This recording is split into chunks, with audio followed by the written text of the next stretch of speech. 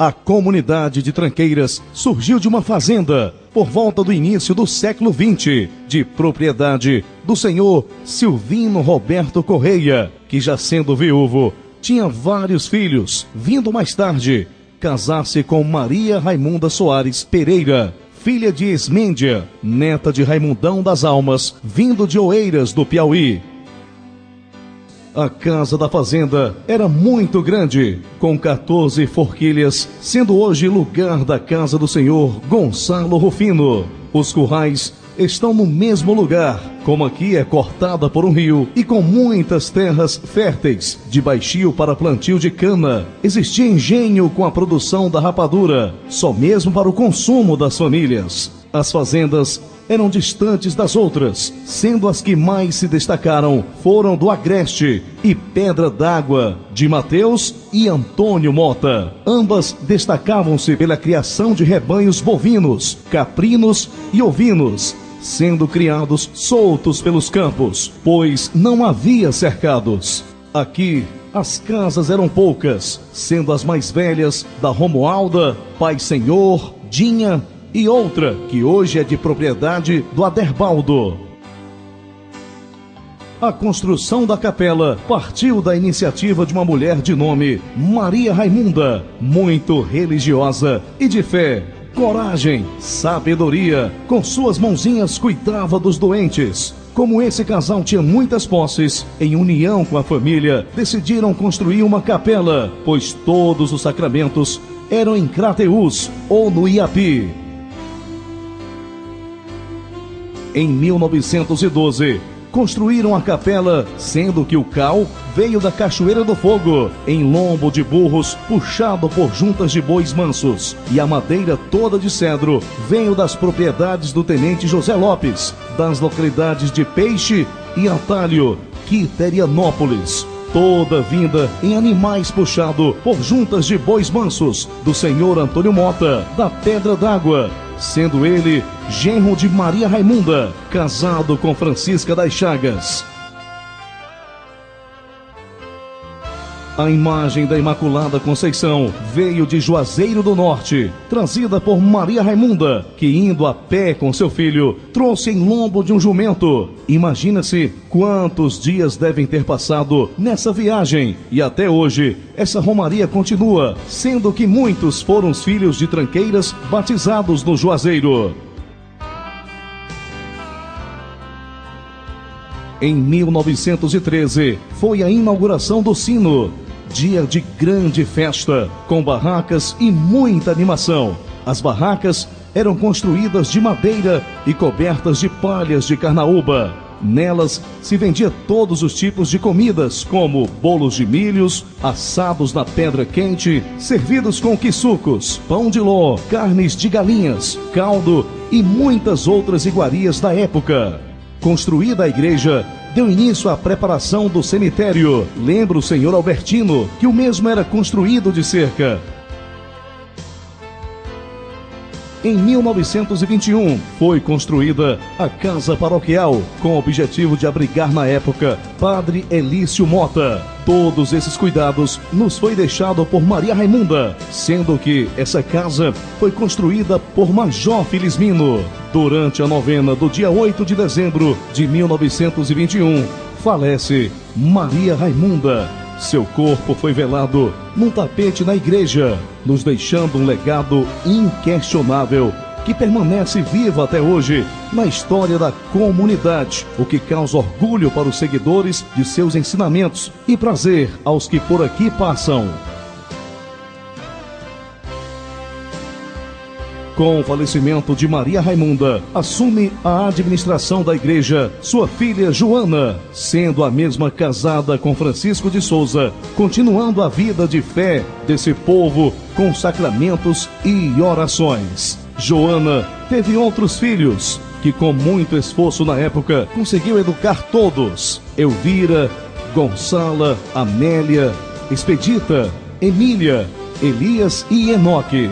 Na década de 1950, Elvira inicia seu trabalho como professora. Como aqui não havia local adequado para funcionar uma sala de aula, ela vai lecionar na cruz, indo a cavalo. o senhor Luiz Mota tomou conhecimento dessa necessidade e adquiriu uma sala de aula para tranqueiras, sendo com recursos do Estado, durante a administração do prefeito José Augusto. O mesmo veio com sua família para construir essa sala de aula, que é o Colégio Virgílio Távora, onde Elvira passa a lecionar.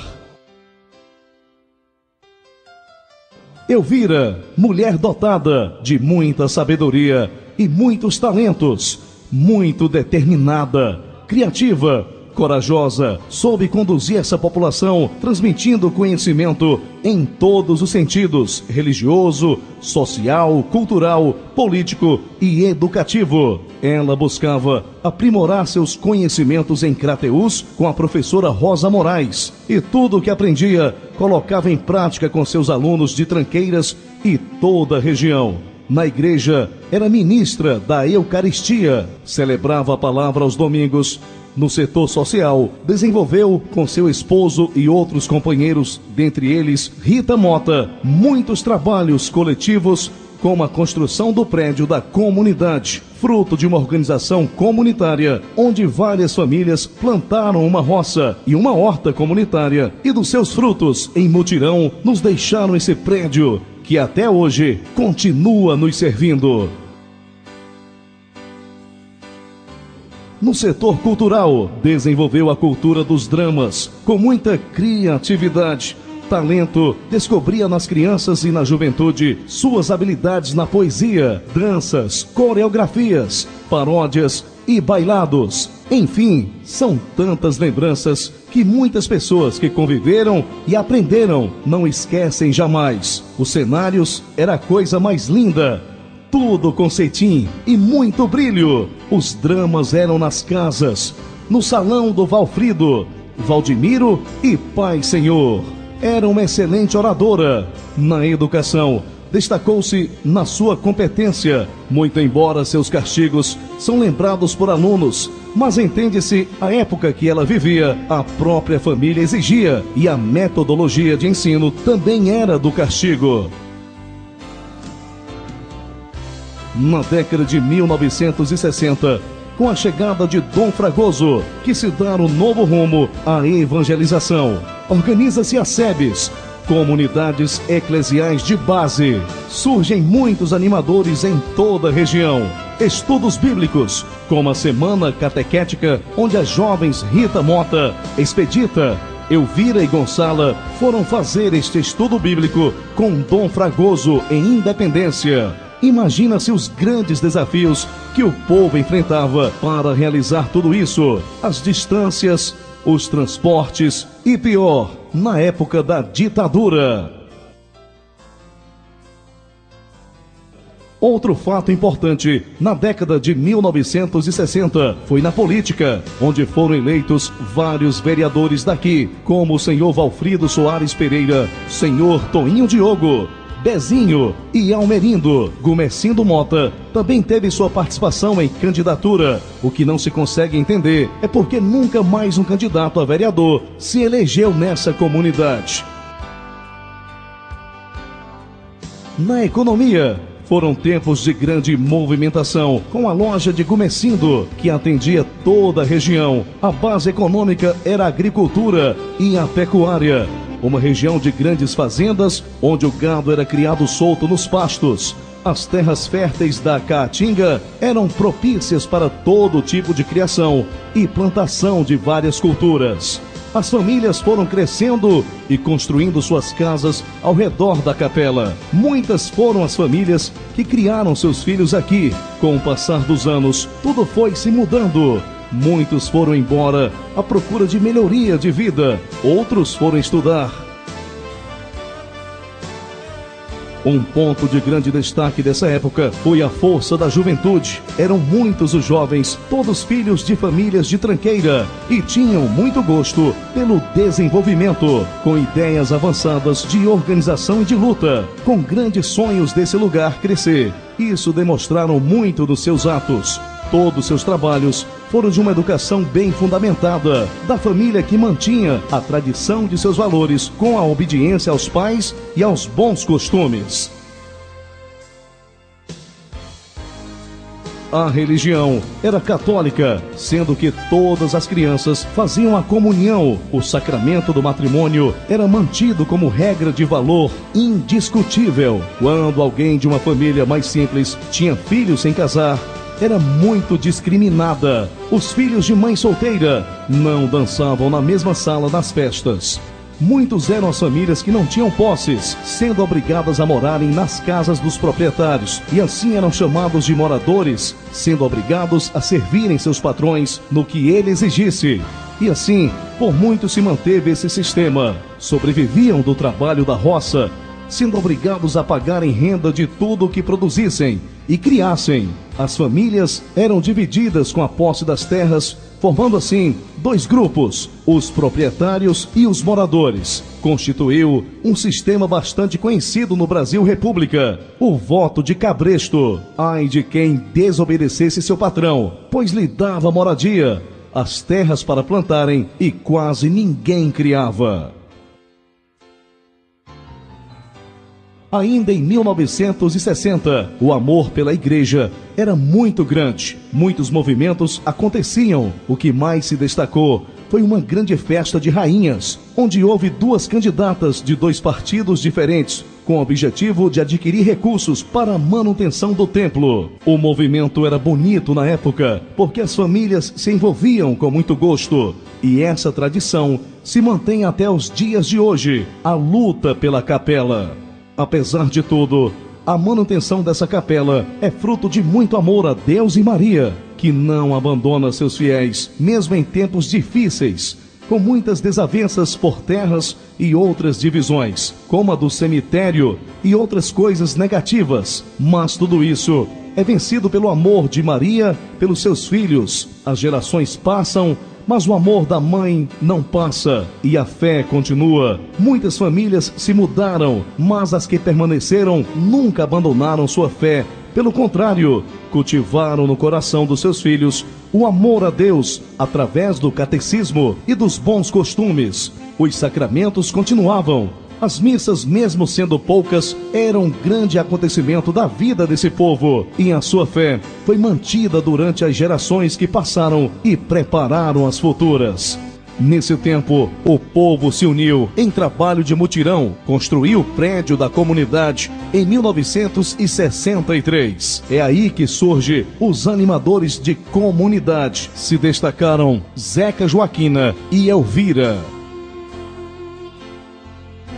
Outros jovens que se destacaram em trabalhos coletivos que construíram uma pracinha, sendo motivados pela professora Lindalva, Chico Edeltrudes, liderados pelo Joaquim do Chaga, Odete, Doutor, Bezinho, Dami, João Diogo e Rita Mota, Edith, Neuza, Maria Lina, Matilde e outros. Aconteceu um trido, foram 3 dias de grande animação. A Elvira que preparou todos os momentos, indo buscar conhecimentos em Crateús com Rosa Moraes. Durante o dia, acontecia palestras com jovens no Salão do Valfrido e palestra para os casais na Casa do Pai Senhor. À noite, dramas, barracas, quermesse, rainhas e outros movimentos foram dias marcantes na memória de quem viveu essa história de fé, vivenciando-se a doutrina da Igreja Católica, seguindo os ensinamentos do seu pastor Dom Fragoso e dos animadores da comunidade. A escola de Elvira era o alicerce. Ela deixou sua parcela de contribuição no desenvolvimento religioso, político, social e cultural dessa região. Quem não tem uma lembrança de Elvira para contar? Mulher dotada de sabedoria e dom espiritual, pois suas ações permanecem vivas na lembrança de todas as pessoas com as quais conviveu. O prazer e a criatividade que ela tinha em arrumar os cenários para os dramas, a exigência das apresentações eram indiscutíveis, tudo tendo que ser muito perfeito. Em 1970, acontece uma grande seca, onde muitos passaram a trabalhar na construção de uma estrada. Eram chamados de caçacos. Muitas famílias foram embora para São Paulo, Fortaleza e Rio de Janeiro. Anos depois, com o falecimento da professora Elvira, muitos outros foram estudar na cidade de Crateús. Muitas mudanças aconteceram, entre elas uma grande migração. A escola continuava com a professora Odete e outros. A igreja continuava sua missão de catequizar, com novenas do mês de maio e missas poucas vezes no ano. Com o passar dos anos, muita coisa mudou. Os mais velhos morreram ou migraram e os mais novos indo embora à procura de uma vida melhor. Alguns voltaram e outros nunca mais. A cultura da época era marcada por grandes festas de reisados nas fazendas, como na casa da minha avó Aurélia. As danças de São Gonçalo, pagando as promessas feitas pelos devotos que continuam até hoje. As festas de Chitão na casa do senhor Antônio Sancho e as pegas de bois na fazenda do Major Felismino e as cantorias eram outra forma de lazer. Umas pessoas que merecem ser destacadas foram as parteiras como a Toinha do Pai Senhor, que pegou muitas crianças, e a Dona Antônia Munda, e rezadeiras, Dona Maria Salomé e o Senhor Vicente Munda. Outras pessoas foram encontradas em um ano de seca e adotadas, criadas por fazendeiros. Foi o senhor Severino Campos que constituiu uma grande família. Também teve história de uma índia que foi capturada nas Caatingas e casou-se com gente daqui, fazendo parte da etnia da família dos Edeltrudes. Na década de 1980, início de novo tempo, com a chegada de Padre Miguel, que dá início à luta pela conquista da terra da Santa, onde muitos pobres puderam construir suas casinhas, com apoio de campanhas políticas e doações de madeiras. A Mimi deixou fazer os tijolos nos baixios. Em 1982, início da escola isolada Nossa Senhora da Conceição, da professora Maria de Jesus Mota, a escola do Estado, trazida pelo Chico Delfino. Os movimentos intensificaram. Houve um trabalho de parceria entre a escola, igreja e mais tarde a AMRT, a Associação da Região dos Moradores de Tranqueiras. Bonfim Mota trouxe a professora Isabel para ensinar aqui a 4ª série. Eu passei 3 a 4 anos em Pedra d'Água. Em 1988, cria-se a AMRT, Associação dos Moradores da Região de Tranqueiras, por iniciativa do vereador Wilson Cláudio, com apoio das lideranças comunitárias Bonfim Mota, Gonçala, Chico Felismino, Maria de Jesus e muitos outros. Início de muitas lutas, como a primeira 5ª série do interior do município de Independência, a AMRT. Foi a grande força, mas José Wagner Mota, junto ao diretor do CRED, Chico Barros, a diretora Gonçalinha do Jerônimo Alves Araújo, foram necessárias para alavancar o crescimento de Tranqueiras. Com a administração do prefeito Francês Rodrigues Torres, que construiu o calçamento, quadra de esporte, creche Sonho Infantil Elvira de Souza, que embora sendo com recurso do Estado, foi no seu mandato, conseguimos trator, reformas de casas. Foi um tempo de grandes conquistas. Aconteceram umas coisas ruins e tudo mudou quando termina o mandato do Francês. Ele deixou os postes para a energia, grande sonho da população. No mandato do doutor Abelardo, a luta continua, mas já não é como antes. O Bonfim se candidatou por 2 vezes, mas perdeu. Com ele perdeu o gosto pela luta e surgem outras coisas. Enfim, ele muda para Crateús. Na administração de Dr. Valdir, ele dá continuação com esse progresso, priorizando a educação.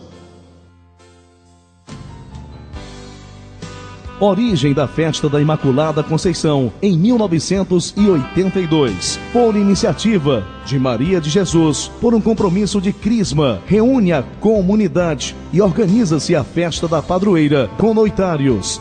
Sendo que nos primeiros 2 anos nós realizamos sozinhos, isto sem a participação do padre. Só depois que acreditou que dava certo e passou a vir 2 dias. realizava os sacramentos. Com o passar dos anos, que a festa foi crescendo, os movimentos foram aumentando e começamos a arrumar a igreja, a calçada, a sacristia. Abriu-se as janelas ao lado e com uma campanha de rainhas, que foi a maior de todas, onde todos se envolveram. Nessa campanha de rainhas de Wanda e Doroteia, com esse recurso, arrumamos a casa paroquial, que estava deteriorada, sendo iniciativa de Nini, que arrumou banheiro, cozinha, telhado, enfim, uma reforma geral. A igreja continuava sendo arrumada. Colocou-se a pedra do altar, que era uma mesa velha de madeira. Na administração de Francês, ele mandava a banda de música e era a grande animação. Os filhos que estavam afastados começaram a voltar e participarem dos festejos, colaborando de várias formas. Enfim, a festa cresceu. O amor da mãe que não abandona os filhos, mesmo os mais caídos. Anos depois, um casal de fé, José Vilmar e do Carmo, se organiza e faz uma grande reforma na capela, desde teto e outras coisas. Em 2010, um grupo de gesseiros também dão sua parcela de benfeitores e passam gesso em toda a igreja. Foi uma grande vitória.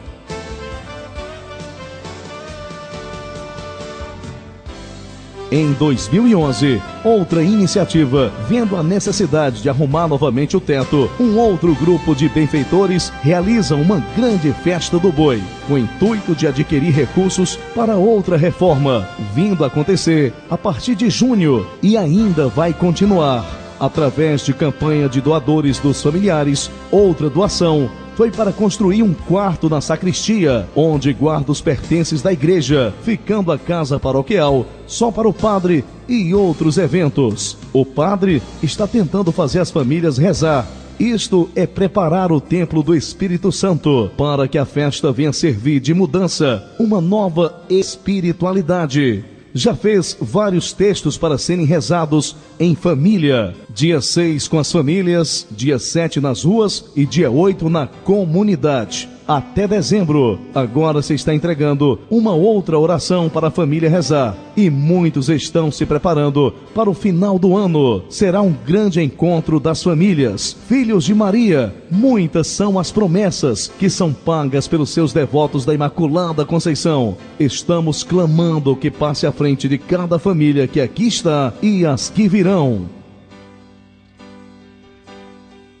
Ainda se falando de fé, quero lembrar os animadores que deram muita contribuição para esse crescimento, como o senhor José Lúcio de Pereiros, Dona Gonçala, Arcângela, hoje falecidos.